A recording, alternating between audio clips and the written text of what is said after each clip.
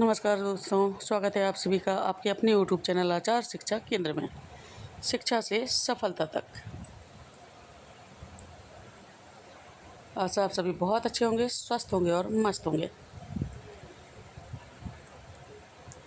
तो समय व्यर्थ ना गंवाते हुए आइए शुरू करते हैं आज की प्रश्नोत्तरी। 30 प्रश्नों की श्रृंखला आपके लिए। पहला प्रश्न इस प्रकार है, संज्ञा के कितने मुख्य भेद होते हैं? दोस्तों, हम और आप सभी जानते हैं कि संज्ञा के भेद हिंदी में अलग होते हैं तथा नाउन के टाइप्स और काइंड्स इंग्लिश में अलग तरह के होते हैं। तो हिंदी में संख्या के मुख्य 3 भेद होते हैं, जबकि जातिवाचक संज्ञा के 2 अन्य भेद माने जाते हैं, समूहवाचक संज्ञा और द्रव्यवाचक संज्ञा। हमसे मुख्य भेद पूछे हैं तो हम 3 बताएंगे, अथवा हिंदी में संज्ञा के भेद पूछे जाएं तब भी हम 3 ही बताएंगे। सीता कौन सी संज्ञा है? जातिवाचक है, व्यक्तिवाचक है, भाववाचक है या द्रव्यवाचक है?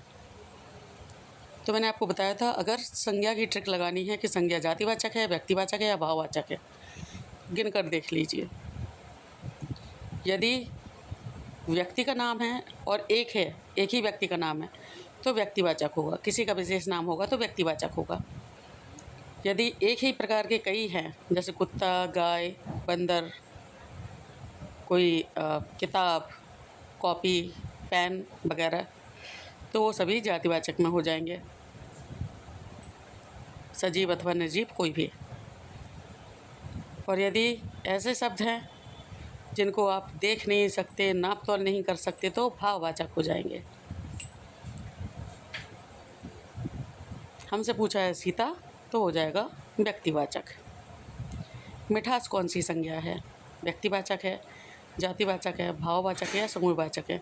आप एक बात बताइए, क्या आप मिठास को नाप सकते हैं? आप मिठाई खा सकते हैं, मिठास को महसूस कर सकते हैं, पर क्या नाप कर बता सकते हैं कितना मीठा है, कितनी मिठास है इसमें? कम या ज़्यादा तो बता सकते हैं, लेकिन कितना ज़्यादा कितना कम क्या ये बता सकते हैं? नाप तोल बता सकते हैं? किसी को दिखा सकते हैं मैंने इतना मीठा किया है? किसी को दिखा सकते हैं मेरे अंदर इतना प्यार भरा है? नहीं ना। तो जिनको आप दिखा नहीं सकते, देख नहीं सकते, वो भाववाचक हो जाएंगे। सर्वनाम किसके स्थान पर प्रयुक्त होते हैं? यदि सर्वनाम की परिभाषा याद है तो आप अभी एक झटके में ही ये आंसर बता देंगे।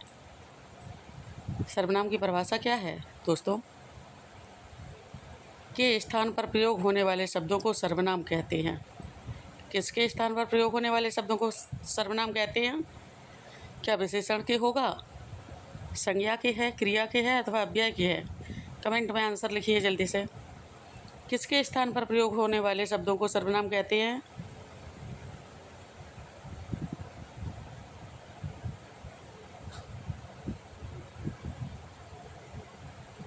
सही उत्तर है संज्ञा के।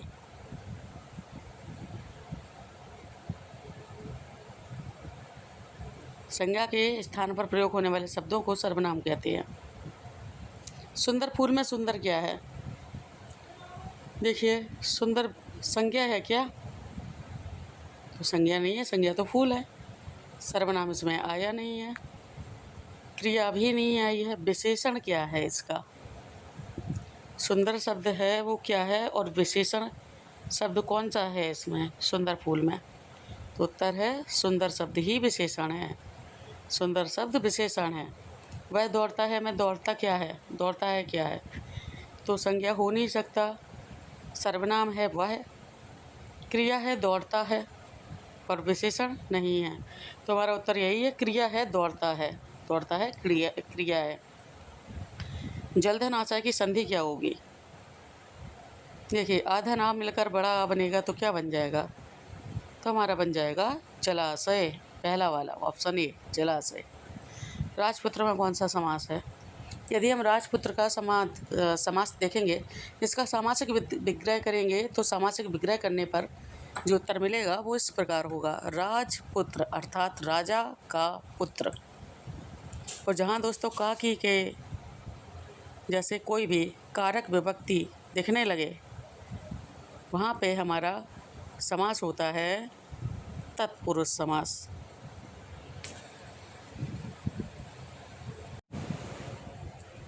चलिए दोस्तों, आगे देखते हैं। अगला प्रश्न है, जल में रहकर मगर से बैर किसका उदाहरण है? देखिए, संधि तो होगी नहीं, संधि तो छोटा सा शब्द होता है। समास भी नहीं होगा, क्योंकि समास भी सामासिक पद जिसको बोलते हैं वह संक्षिप्त पद भी कहा जाता है, संक्षिप्त होता है। ये तो बड़ा सा है, जल में रहकर मगर से बैर। जल में रहकर मगर से बैर, क्या ये पूरा एक वाक्य है या वाक्यांश है? यदि वाक्यांश है तो मुहावरा होगा, और यदि वाक्य होगा तो लोकोक्ति होगी। उत्तर है लोकोक्ति। नाक में दम करना क्या है? नाक में दम करना, ध्यान में रखिए, अगर बड़ा कुछ भी दिख रहा है तो संधि नहीं होगी, समास नहीं होगा। ना संधि होगी ना ही समास होगा। बचा क्या? मुहावरा और लोकोक्ति। बताइए दोनों में से क्या है नाक में दम करना? और ये हो जाएगा मुहावरा। रसों की संख्या कितनी मानी जाती है? हमने आज ही नवरस श्रृंखला पूरी की है ना, तो हमें पता है नव अर्थात 9, रसों की संख्या 9 मानी जाती है। भरत मुनि के अनुसार तो 8 मानी जाती थी, किंतु अधिकतर विद्वानों ने रसों की संख्या 9 बताई है। वीर रस का स्थायी भाव क्या है? तो वीर रस का स्थायी भाव है उत्साह। शोक किसका है दोस्तों? शोक है करुण रस का, रति है श्रृंगार रस का, तथा हास है हास्य रस का। और यहाँ भी कुछ स्पष्ट कर दूँ आपको, रसों की संख्या 9 मानी जाती है, भरत मुनि के अनुसार 8 मानी जाती है। रसों के प्रणेता भरत मुनि को ही कहा जाता है। वीर रस का स्थायी भाव है उत्साह। करुण रस का भाव क्या है?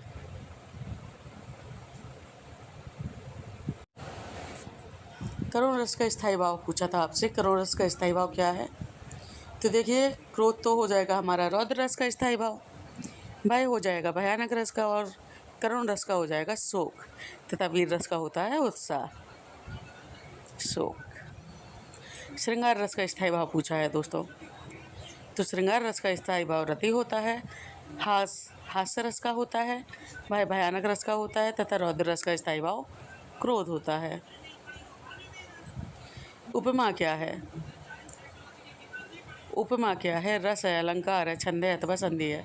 तो मैं आपको स्पष्ट कर दूं, 9 रस होते हैं, जिनमें श्रृंगार रस, करुण रस, वीर रस, रौद्र रस, भयानक रस, जुगुप्सा, अद्भुत रस। किंतु उपमा नहीं होता। छंद में दोहा होता है, चौपाई होती है, छप्पय होता है, रोला होता है, सवैया होता है, सोठा होता है, किंतु उपमा नहीं होता। संधि में स्वर होती है, व्यंजन होती है, विसर्ग होती है, और स्वर के भाग देखें तो फिर आपका दीर्घ होता है, गुण होती है, वृद्धि होती है, यण होती है और आदि होती है, लेकिन उपमा नहीं होता। तो बचा क्या दोस्तों? बचा अपना अलंकार, और अलंकार में उपमा अलंकार होता है, जिसके लिए हमने पढ़ा था, या तो योजक शब्द के साथ सासी से आ जाए अथवा जैसे आ जाए तो उपमा अलंकार होता है, जैसा आ जाए उपमा अलंकार होता है। रामचरितमानस की रचयिता पूछे हैं कौन है? रामचरितमानस की रचना किसने की थी? यदि आपको पता है तो जल्दी से आंसर को कमेंट करिए। कबीरदास ने की थी, तुलसीदास ने की थी, सूरदास ने की थी अथवा रहीमदास ने की थी? अब यहाँ पे मैं सबकी एक एक रचनाओं को देखूंगे। कबीरदास की रचनाएं हैं दोस्तों साखी शबद रमैनी। सूरदास की रचनाएं हैं सूरसागर, सूर सारावली। रहीमदास की रचनाएं हैं दोहे, इन्होंने प्रमुख रूप से दोहे लिखे हैं। किंतु रामचरितमानस हमसे पूछा जा रहा है तो इसके रचयिता गोस्वामी तुलसीदास जी हैं। गोस्वामी तुलसीदास। कबीर किस भक्ति धारा के कवि थे? कबीर निर्गुण भक्ति धारा के कवि थे। भक्ति काल, रीत काल, भक्ति काल की 2 भक्ति धाराएं थी, सगुण उपासक तथा निर्गुण उपासक। और सगुण की भी 2 धाराएं थी, रामाश्रयी तथा कृष्णाश्रयी। राम जी की भक्ति करने वाले रामाश्रयी में आते थे, कृष्ण जी की भक्ति करने वाले कृष्णाश्रयी में आते थे। और निर्गुण की थी ज्ञानाश्रय तथा प्रेमाश्रय। कुछ ईश्वर से प्रेम करते थे और कुछ ज्ञान प्राप्त करके ईश्वर का साक्षात्कार करते थे। कबीर का पूछा गया किस भक्ति धारा के हैं, तो ये निर्गुण भक्ति धारा के कवि हैं। ज्ञान आश्रयी भक्ति धारा के कवि हैं कबीर जी।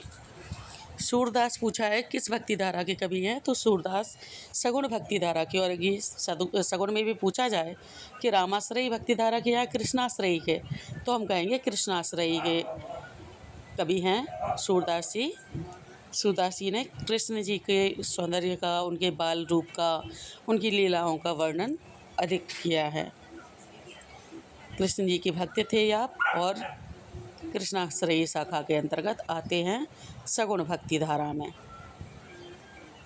राष्ट्रकवि किसे कहा जाता है, तो दोस्तों राष्ट्रकवि एक उपाधि होती है जो हर किसी को नहीं मिलती, और जिसको मिली है वो महादेवी वर्मा नहीं है, प्रसाद जी भी नहीं है, तथा पंत जी भी नहीं है। वह है हमारे गुप्त जी, यानी कि मैथिली शरण गुप्त जी।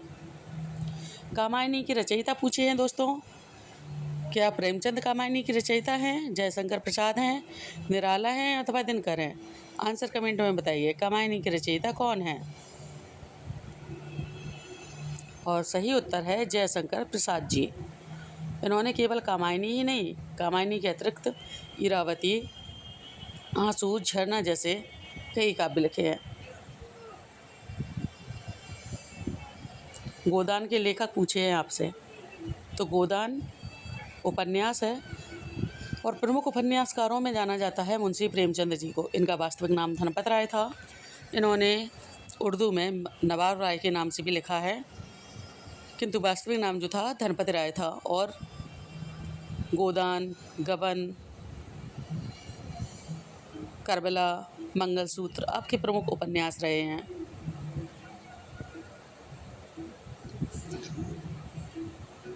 रश्मि रथी की रचयिता पूछे हैं आपसे कौन है, तो दोस्तों मैं बताऊं आपको, राष्ट्रकवि तो कहे जाते हैं मैथिली शरण गुप्त जी, किंतु एक और कवि हैं जिनको द्वितीय राष्ट्रकवि माना जाता है। क्या आपको पता है वह कौन से कवि हैं? यदि पता है तो आंसर कमेंट कीजिए। प्रसाद जी नहीं हैं, पंत जी नहीं हैं, बच्चन साहब नहीं हैं। देखिए प्रसाद जी का अभी हमने पढ़ा था, कामायनी लिखा है इन्होंने, कामायनी लिखा है, तितली लिखा है, कंकाल तितली और इरावती इनके उपन्यास हैं।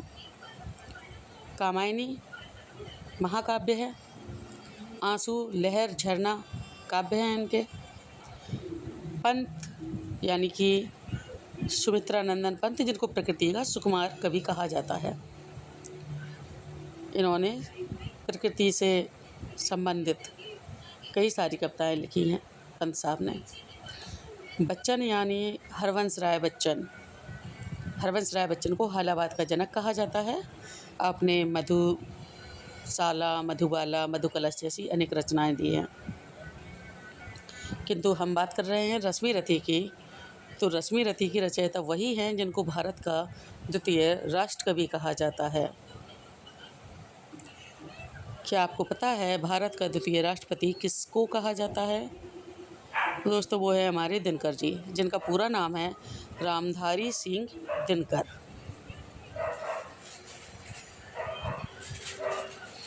अभी मैंने आपसे बात की थी मधुशाला की, और लीजिए आ गए मधुशाला की रचयिता कौन है। तो मैं आपको पहले ही बता चुकी हूँ, हरवंश राय बच्चन साहब हैं, जो मधुबाला, मधुशाला और मधुकलश जैसी रचनाओं के रचयिता हैं। साथ ही इनका एक और भी प्रसिद्ध है, निशा निमंत्रण करके एक और रचना है आपकी। महादेवी वर्मा को यामा के लिए पुरस्कार मिला था। दिनकर जी को द्वितीय राष्ट्रकवि कहा जाता है। रश्मि रथी अभी इनकी रचना पढ़ी हमने। प्रसाद जी बहुमुखी प्रतिभा के धनी थे, और इनको कामायनी के लिए प्रमुख रूप से जाना जाता है। कामायनी इनका महाकाव्य है। हरवंश राय बच्चन ने मधुशाला लिखी है, मधुशाला भी लिखी है, मधुबाला भी लिखी है, मधुकलश भी लिखी है। हालाबाद के प्रवर्तक इनको कहा जाता है। हिंदी के प्रथम कवि किसे माना जाता है, तो इसमें थोड़ा विवाद रहा है, किंतु मुख्य रूप से हिंदी का कवि माना जाता है सिद्ध सरापा को। तुलसीदास जी नहीं है, कबीर जी नहीं है, सूरदास जी भी नहीं है। सरहपा जो नाम दिया है, इनको सिद्ध सरहपा के नाम से भी जाना जाता है। यही हिंदी के प्रथम कवि कहे जाते हैं। कुछ लोग चंद्रप्रदाय जी को प्रथम कवि मानते हैं, जिन्होंने पृथ्वीराज रासों की रचना की थी, किंतु अधिकतर हिंदी का कवि इन्हीं को माना जाता है, सरहपा जी को। हिंदी साहित्य का आदिकाल किस नाम से प्रसिद्ध है? तो देखिए दोस्तों, हिंदी साहित्य का जो आदिकाल है वो कई विद्वानों ने अपने अपने मत के अनुसार उसका नाम रखा है। किसी ने वीर गाथा काल कहा, किसी ने चारण काल कहा, किसी ने सिद्ध सामंत काल कहा, किंतु यहाँ पे जो हमारे पास ऑप्शन है, ना चारण काल है ना सिद्ध सामंत काल है, तो हमारा वीर गाथा काल हो जाएगा। आदिकाल को वीर गाथा काल भी कहा जाता है। उसके बाद दूसरा आता है भक्ति काल, फिर रीति काल आता है और फिर आधुनिक काल आता है। क्रम ये होता है, पहला वीर गाथा काल, दूसरा भक्ति काल, तीसरा रीति काल और फिर आधुनिक काल आता है। तो हमारा जो आदिकाल पूछा जा रहा है उसका नाम है वीर गाथा काल। भक्ति काल के प्रमुख कवि कौन हैं? कबीर, सूर, तुलसी, मीरा, प्रसाद, पंत, निराला, दिनकर, बच्चन, प्रेमचंद, रेणु। तो इसमें से आपके जो भक्ति काल के जो प्रमुख कवि हैं वे हैं कबीर, सूर, तुलसी, मीरा। इनमें से कोई प्रेमाश्रयी था, कोई ज्ञानाश्रयी था, कोई रामाश्रयी, कोई सगुण भक्ति धारा के थे तो कोई निर्गुण भक्ति धारा के। कबीर जी निर्गुण भक्ति धारा के थे, जबकि सूरदास जी, तुलसीदास जी और मीरा जी सभी सगुण भक्ति धारा के कवि थे। कबीर, सूर, तुलसी, मीरा ये सभी भक्ति धारा के कवि हैं, भक्ति काल के कवि हैं। भारत भारती के रचयिता पूछे हैं दोस्तों कौन है?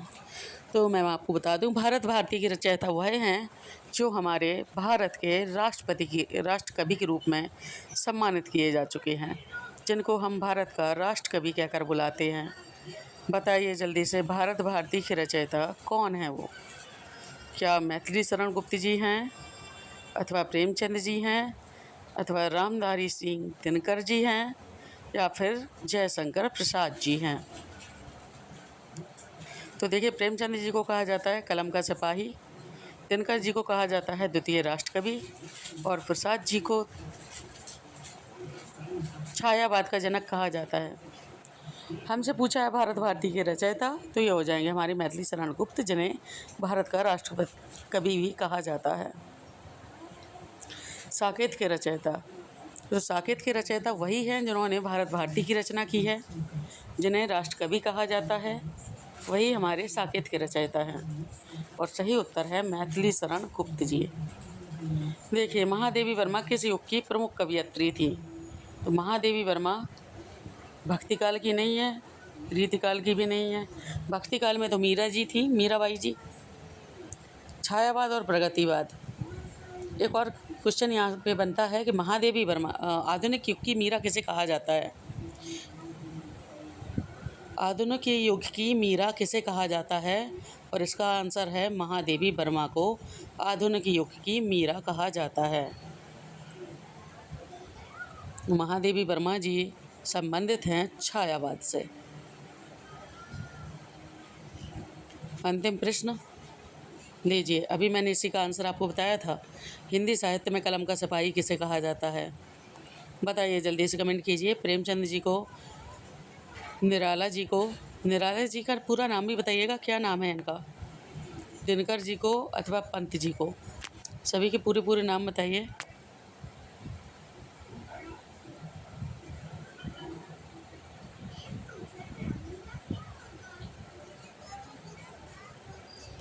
तो देखिए, सबसे पहले तो प्रेमचंद जी का पूरा नाम है मुंशी प्रेमचंद और वास्तविक नाम है धनपत राय। निराला जी का पूरा नाम है सूर्यकांत त्रिपाठी निराला। दिनकर जी का नाम है रामधारी सिंह दिनकर और पंत जी का नाम है सुमित्रानंदन पंत। हमसे पूछा है कलम का सिपाही, तो मैं आपको पहले भी बता चुकी हूँ। निराला जी को क्रांतिकारी कवि कहा जाता है, अभी बता रही हूँ। कलम का सिपाही किसे कहा जाता है मैं पहले बता चुकी हूँ। निराला जी को क्रांतिकारी कवि कहा जाता है, दिनकर जी को द्वितीय राष्ट्र कवि कहा जाता है तथा पंत जी को प्रकृति का सुकुमार कवि कहा जाता है। हमसे पूछा है कलम का सिपाही किसको कहते हैं, किसे कहा जाता है, तो उत्तर है मुंशी प्रेमचंद को। आपने उपन्यास प्रमुख रूप से लिखे हैं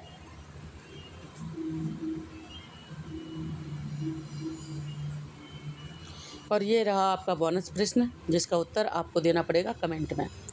हिंदी का प्रथम महाकाव्य किसे माना जाता है? रामचरितमानस, पृथ्वीराज रासो, पद्मावत अथवा कामायनी? उत्तर कमेंट में लिखिए, आपके कमेंट का इंतज़ार रहेगा। और साथ ही ये भी बताइए दोस्तों, आपने कितने प्रश्नों के सही उत्तर दिए हैं, ये भी कमेंट में बताइएगा। कमेंट ज़रूर किया कीजिए। वीडियो को लाइक करें, शेयर करें अपने दोस्तों के साथ, तथा चैनल को सब्सक्राइब करें और बेल आइकन को प्रेस करना ना भूलें। मिलते हैं कल एक नई कक्षा में। हाँ, एक बात और मैंने आपको बतानी थी। कल दोस्तों महाक्विज होगा, अर्थात कल वैसे मैं आपके 25 या 30 प्रश्नों की श्रृंखला लाती हूँ आपके लिए, किंतु कल मैं आपके लिए 40 से 45 प्रश्नों की श्रृंखला लेकर आऊँगी, हिंदी, व्याकरण और साहित्य दोनों से मिक्स करके। हिंदी, साहित्य और व्याकरण दोनों को मिक्स करके मैं आपके लिए 40 से 45 प्रश्नों की श्रृंखला लाऊंगी और उसका नाम होगा महाक्विज। ये हर शनिवार को आएगा आपसे। टाइमिंग वही रहेगी 8:20 पर। देखना ना भूलें। आचार शिक्षा केंद्र, शिक्षा से सफलता तक। तब तक स्वस्थ रहिए, मस्त रहिए और देखते रहिए आपका अपना चैनल आचार शिक्षा केंद्र। नमस्कार दोस्तों।